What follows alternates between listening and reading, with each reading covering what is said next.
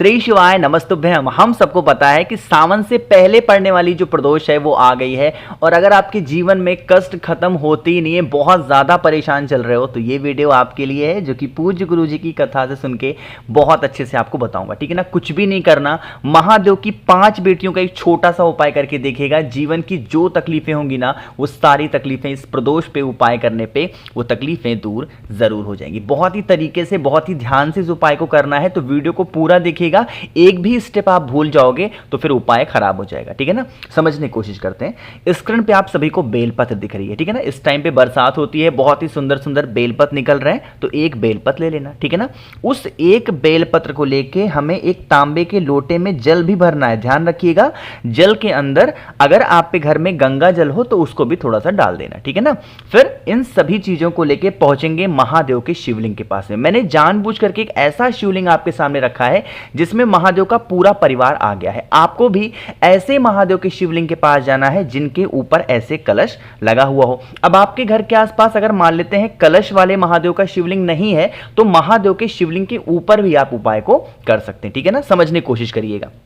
मैंने आपको एक बेलपत्र दिखाया है ना, बेलपत्र। आपको क्या करना है, महादेव की जो 5 बेटियां हैं ना, उनका स्थान इसी कलश में होता है, जिसमें बूंद बूंद करके पानी महादेव के शिवलिंग के ऊपर गिरता है। पता है आपको ना, तो आपको क्या करना है, उस एक बेलपत्र को अपने हाथों में लेना। जो जीवन की तकलीफें होंगी, जो आपके कष्ट होंगे, उन कष्टों का ध्यान करते हुए इसी कलश के ऊपर उन 5 एक पत्ती को 5 बार टच कराएंगे। लेकिन जब 5 बार टच कराओगे तो 5 नाम भी बोलना है। वो नाम कौन से हैं, कॉपी लेंगे, पेन लेंगे, नोट करते हुए चलिएगा।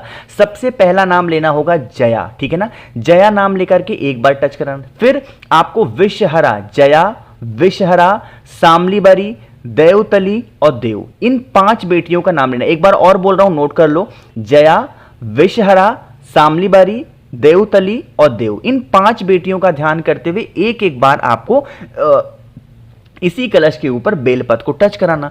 जब आप टच करा दो, उसके बाद में शिवलिंग के ऊपर ये जो जलाधारी होती है, ये स्थान होता है माता अशोक सुंदरी का। तो फिर उस बेलपत्र को माता अशोक सुंदरी के स्थान पे रख देना।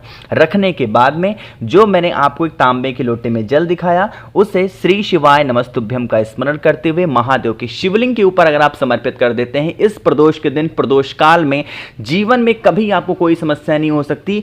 हमेशा माता लक्ष्मी का तो वास आपके घर में होगा, साथ ही साथ महादेव आपके पूरे परिवार की रक्षा स्वयं करेंगे। ठीक है ना, करके जरूर देखिएगा। तो यहां पे हम सभी लोगों ने बात कर ली है अपने पहले उपाय की। आगे बढ़ते हैं अब इस वीडियो के हम लोग अपने दूसरे उपाय की तरफ, जो कि आपको करना है मूंग के दाने के साथ में। समझिएगा, सबसे पहले हम लोग बात कर लेते हैं कि भैया इस उपाय को हम करते हैं तो इसके हमके बेनिफिट क्या होने वाले हैं, फायदे क्या। जैसे मान लीजिए कि आप बहुत दिन से परेशान हो अपनी इच्छा पूर्ति को लेके, वो आपकी मनोकामना, इच्छा नहीं पूरी हो पा रही है, तो आप इस उपाय को करेंगे। उसके लिए आपको यहाँ पे मूंग के दाने दिख रहे होंगे। इस मूंग के दाने को आपको 1 चम्मच के आसपास अपने हाथों में लेना, राइट हैंड में, दाहिने हाथ में मूंग के दानों को लोगे। लेने के बाद में आपको फिर इस तरीके से लेना होगा तांबे के लोटे में जल। जल आपका खुद के घर का होना चाहिए और सीधा पहुंच जाना महादेव के शिवलिंग के पास में। मन है घर पे करो, मन है मंदिर में। बहुत छोटा सा और बहुत ही आसान सा ये उपाय है ना। कोई भी उपाय प्रदोष का महादेव के शिवलिंग के पास जब जाके किया करो, तो मैं बताऊं या ना बताऊं, एक बेलपत्र जरूर लेके जाया करो। ठीक है ना, अब एक बेलपत्र लेना, उस एक बेलपत्र को आपको रखना होगा माता अशोक सुंदरी के स्थान पे। ठीक है ना, पहले यहां पे टच कराओ, फिर उसी बेलपत्र को उठाना और माता के हस्तकमल पे टच कराना। ठीक है ना, फिर लास्ट में उस एक बेलपत्र को महादेव के शिवलिंग के ऊपर समर्पित कर देना। ठीक है ना, ये समर्पित कर दिया। अभी मूंग के दानों को कुछ नहीं करेंगे, सिर्फ बेलपत्र को समर्पित किया। अब आपके पास में तांबे के लोटे में जल है, वो आपको श्री शिवाय नमस्तुभ्यम का जप करके महादेव के शिवलिंग के ऊपर समर्पित कर देना। ठीक है ना, इतना काम समझ में आया।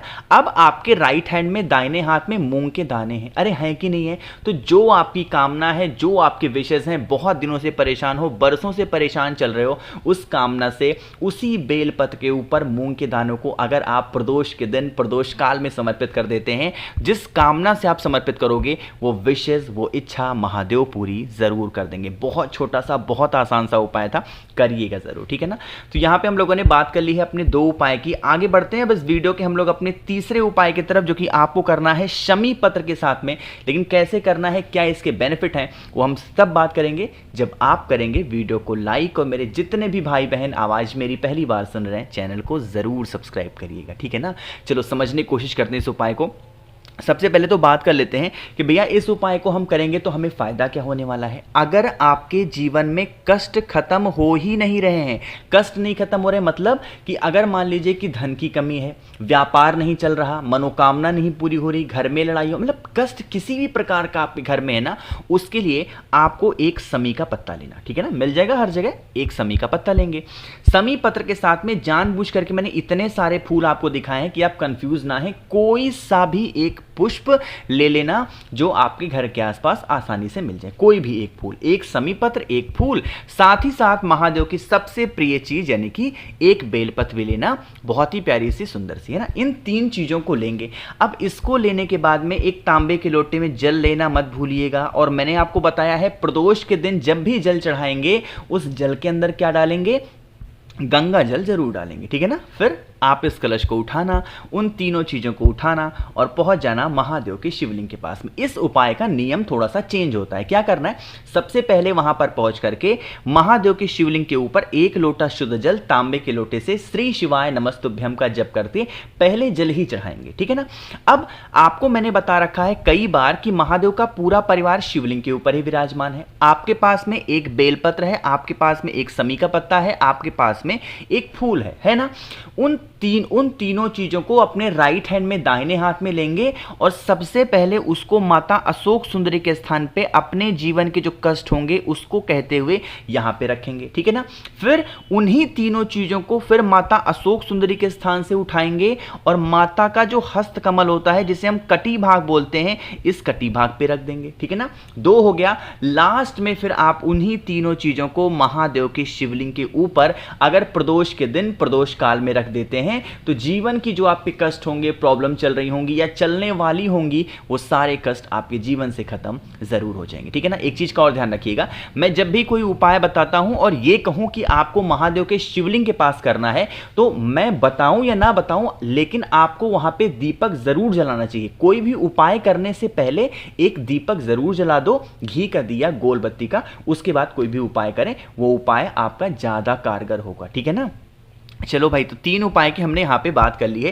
एक आखिरी उपाय की बात करते हैं जो कि बहुत छोटा सा और बहुत ही स्पेशल सा उपाय है, करके देखिएगा। ये उपाय जब भी आती है प्रदोष में आपको याद जरूर दिलाता हूँ। इससे आसान उपाय कोई नहीं हो सकता आपकी बरसों पुरानी सारी की सारी मनोकामना को पूरी करने के लिए। उसके लिए हमें ज़रूरत होगी शमी के पत्तों की। अब यहाँ पे हमें 3 समी पत्र की जरूरत है। कितने, गिन करके लेना है आपको। 3 समी के पत्ते लेंगे। 3 समी पत्र के साथ में जो सबसे प्रिय चीज है महादेव की, वो है एक बेलपत्र। तो एक बेलपत्र ले लिया और 3 समी के पत्ते लिए। जो मैंने आपको समी के पत्ते दिखाए हैं, बेल के पत्ते में 3 पत्तियां होती हैं, तो जो बड़ा वाला पत्ता होता है फ्रंट वाला, इसी पे आपको 3 की तीनों समी पत्र को रख देना है। जैसे मैंने रख दिया, आपको भी इसी तरीके से रखना है। इस बेलपत्र को उठाना, तांबे के लोटे में जल भरना, अपने घर से पहुंच जाना महादेव के शिवलिंग के पास में। हाँ, एक चीज और बता दूं आपको, जब भी मैं बोलूं कि आपको पहुंच जाना है महादेव के शिवलिंग के पास में, इसका मतलब यह नहीं कि आपको मंदिर जाना है, नहीं। आपके घर में अगर महादेव का शिवलिंग है तो वहां पे भी आप कोई सा भी उपाय करोगे तो भी आपको फायदा जरूर मिलेगा, ठीक है ना। क्योंकि कण कण में शंकर है, हमारी भक्ति अच्छी होनी चाहिए, सच्ची श्रद्धा होनी चाहिए। एक पत्थर पे भी आप सारी चीजों को चढ़ाओगे तो भी महादेव स्वीकार करेंगे, ठीक है ना। पहुंच गए। पहुंचने के बाद में जो एक बेलपत्र पे आपने 3 समी के पत्ते रखे थे, यहां पे आपको कुंदकेश्वर महादेव के नाम से जो आपकी विशेष हैं, जो आपकी कामना है, पहले जल चढ़ा करके और जिस जगह पे जल चढ़ाया है उसी जगह पे उस एक बेलपत्र को 3 समी के पत्तों के साथ समर्पित कर दीजिएगा। कभी कोई तकलीफें आपके जीवन में नहीं आ सकती और बरसों पुरानी जो भी आपकी मनोकामना होगी वो तो महादेव दूर पूरी जरूर कर देंगे, कष्ट आपके दूर जरूर करेंगे, ठीक है ना।